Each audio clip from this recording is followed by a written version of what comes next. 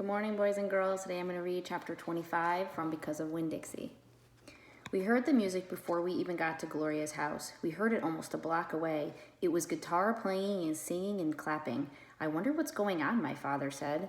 We walked up Gloria's sidewalk and around back, through her yard and into her kitchen.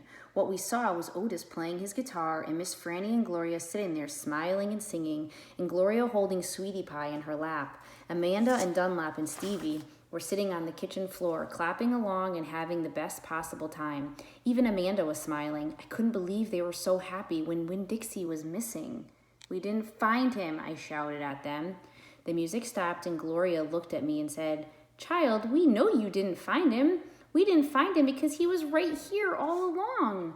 She took her cane and poked at something under her chair. Come out of there, she said. There was a snuffle and a sigh. He's asleep, she says. He's plumb wore out. She poked around with her cane again, and Winn-Dixie stood up from underneath her chair and yawned. Winn-Dixie, I hollered. Dog, Gertrude squawked. Winn-Dixie wagged his tail and showed me all his teeth and sneezed. I went pushing past everybody.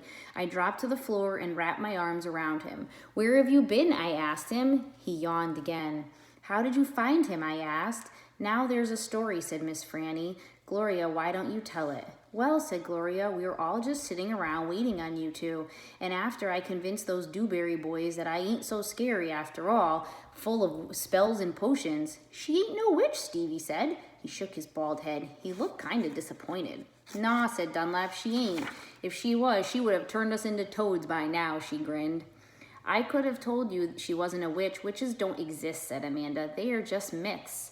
All right now, said Gloria. What happened was we got through all them witchy things, and then Franny said, why don't we have a little music while we wait for you two to get back? And so Otis played his guitar, and ooh-wee, there ain't a song he don't know. And if you don't know it, he can pick up right quick if you hum it to him. He has a gift. Gloria stopped and smiled over at Otis, and he smiled back. He looked all lit up from the inside. Tell what happened, Sweetie Pie said. Tell about the dog. So, said Gloria, Franny and me, we started thinking about all these songs we knew from when we was girls. We got Otis to play them, and we started singing them, teaching the words to these children. And then somebody sneezed, Sweetie Pie shouted.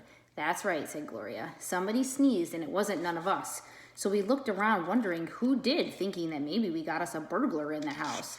We looked around, and we didn't see nothing. So we started into singing again, and sure enough, there was another big achoo. Sounded like it was coming from my bedroom. So I sent Otis in there. I said, Otis, go on in there and see who was sneezing. So Otis went.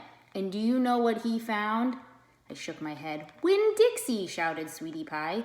That dog of yours was all hid underneath my bed, squeezed under there like the world was about to end. But he was smiling like a fool every time he heard Otis play the guitar, smiling so hard he sneezed. My daddy laughed. It is true, Miss Franny said. It's the truth, said Stevie. Dunlap nodded and smiled right at me. So, Gloria said, Otis played his guitar right to that dog, and a little bit at a time, Winn-Dixie came creeping out from underneath the bed. He was covered in dust, said Amanda. He looked like a ghost, said Dunlap. Yeah, said Sweetie Pie, just like a ghost. Mm-hmm, said Gloria. Looked like a ghost. Anyway, the storm stopped after a while, and your dog settled in under my chair and fell asleep. And that's where he's been ever since, just waiting on you to come back and find him. Winn-Dixie, I said. I hugged him so tight he wheezed. We were out there whistling and calling for you, and you were right here all along. Thank you, I said to everybody. Well, said Gloria, we didn't do nothing. We just sat here and waited and sang some songs. We all got to be good friends now. The punch ain't nothing but water and egg salad. Sandwiches got tore up by the rain. You got to eat them with a spoon if you want egg salad. But we got pickles to eat and litmus lozenges, and we still got a party going on. My daddy pulled out a kitchen chair and sat down. Otis, he said, do you know any hymns? I know some, said Otis.